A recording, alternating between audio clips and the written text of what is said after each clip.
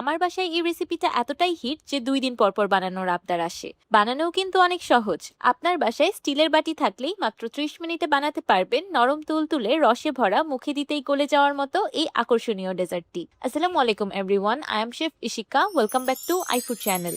ডেজার্টটা বানানোর জন্য প্রথমেই একটি ব্লেন্ডার জারে দিয়ে দিলাম 1 কাপ সুজি আর 2 টেবিল চামচ কাস্টার্ড পাউডার। এবার সুজি আর কাস্টার্ড পাউডার একসাথে খুব ভালোভাবে ব্লেন্ড করে সুজিগুলোকে আধা ভাঙা করে নিব। আমি সুজিগুলোকে ব্লেন্ড করে সম্পূর্ণ পাউডার করে নিয়ে কিছুটা দানাদার রেখেছি। এবার একটি মিক্সিং বলে দিয়ে দিলাম 1/3 কাপ চিনি আর হাফ কাপ টক দই।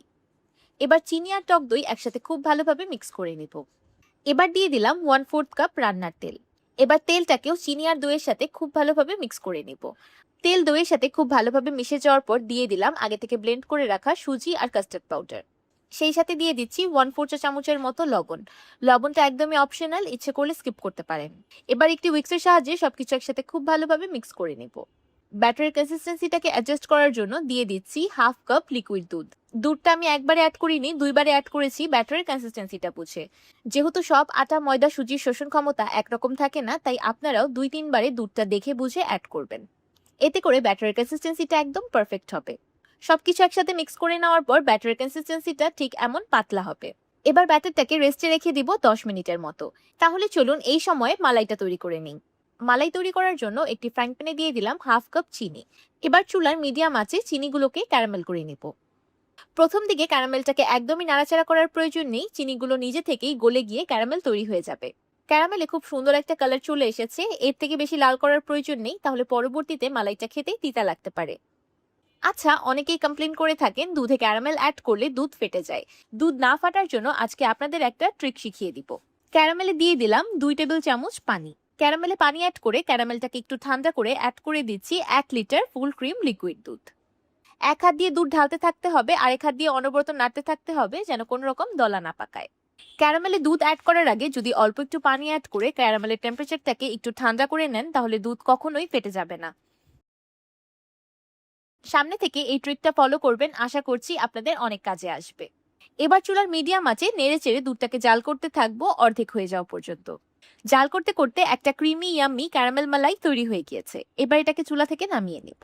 এইদিকে ডেজার্টের ব্যাটারটাও খুব ভালোভাবে রেস্ট হয়ে গিয়েছে। দেখতেই পাচ্ছেন সুজি ফুলে গিয়ে ব্যাটারটা আগে থেকে অনেকটাই ঘন হয়ে গিয়েছে। এবার দিয়ে দিলাম 1 চা চামচ বেকিং পাউডার আর 1/4 চা চামচ বেকিং সোডা। এই পর্যায়ে যদি আপনাদের কাছে ব্যাটারটা বেশি ঘন মনে হয় তাহলে আরো অল্প একটু দুধ অ্যাড করে দিতে পারেন।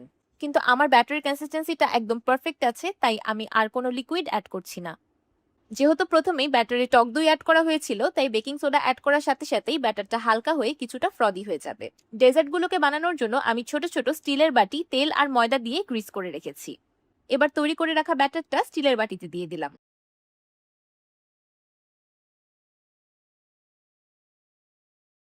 এবার এই কাস্টার্ড কেকগুলোকে বেক করার পালা। এগুলোকে বেক করার জন্য আমি আগে থেকেই চুলায় একটি কড়াই প্রিহিট করে রেখেছি। কড়াইয়ের নিচে একটি স্ট্যান্ড দিয়ে আমি উপরে একটি প্লেট বসিয়ে দিয়েছি। এবার প্লেটের উপর বসিয়ে দিলাম ছোট ছোট স্টিলের বাটিগুলো। এখন কড়াইয়ের অ্যাপ্রোপ্রিয়েট ঢাকনা দিয়ে ঢেকে কাস্টার্ড কেকগুলোকে বেক করে নিব 20 মিনিটের মতো। 20 মিনিট পর আমার কাস্টার্ড কেকগুলো পারফেক্টলি বেকড। একটি টুথপিকের সাহায্যে চেক করে নিলাম সেন্টারটা হয়েছে কিনা। আপনারা ইচ্ছে করলে এগুলোকে ওভেনেও বেক করে নিতে পারেন 180 ডিগ্রি সেলসিয়াসে 20 মিনিটের মতোই। এবার কাস্টার্ড কেকগুলোকে ডিমোল্ড করে নিচ্ছি।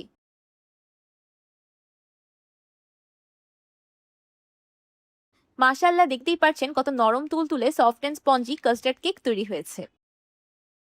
এবার কুসুম গরম কাস্টার্ড কেকগুলোর উপর ঢেলে দিচ্ছি আগে থেকে তৈরি করে রাখা ক্যারামেল মালাই। এই মালাইটা ঠান্ডা হয়ে গেলেও কোনো সমস্যা নেই, কিন্তু কেকগুলো হালকা গরম থাকতে হবে। এই কাস্টার্ড কেকগুলোর সবচেয়ে মজার বিষয় কি জানেন? এগুলোকে রস অ্যাবজর্ব করতে অনেক সময় রেখে দিতে হবে না। রসে ডুবানোর সাথে সাথেই এগুলো সম্পূর্ণ ভিজে যাবে। তো তৈরি হয়ে গেল কাস্টার্ড ক্যারামেল মালাই কেক। আপনি যদি ডেজার্ট লাভার হয়ে থাকেন তাহলে এটা আপনার জন্য মাস্ট ট্রাই একটা রেসিপি। আর যদি ডেজার্ট লাভার না হয়ে থাকেন তাহলে তো আপনার ট্রাই করতেই হবে, কারণ হতে বেশি একটা সময় লাগবে না।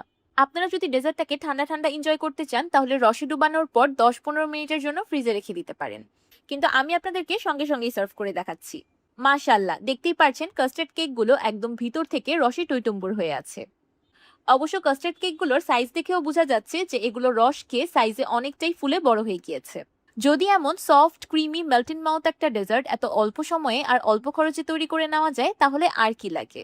ডেজার্টটার এক বাইট নেওয়ার পর আমার মনে হচ্ছে যেন আমি রসমালাই খাচ্ছি। এই ডেজার্টটা আপনারা একদিন বানিয়ে নর্মাল ফ্রিজে সংরক্ষণ করে খেতে পারবেন ৪-৫ দিনের মতো। ফ্রিজে রাখলেও একদমই শক্ত হয়ে যাবে না। আমার আজকের এই ক্যারামেল কাস্টার্ড মালাই কেক রেসিপিটি যদি ভালো লেগে থাকে তাহলে ভিডিওতে অবশ্যই একটি লাইক দিয়ে দিবেন আর আমার চ্যানেল সাবস্ক্রাইব করে আমার চ্যানেলের পাশেই থাকবেন। আল্লাহ হাফেজ।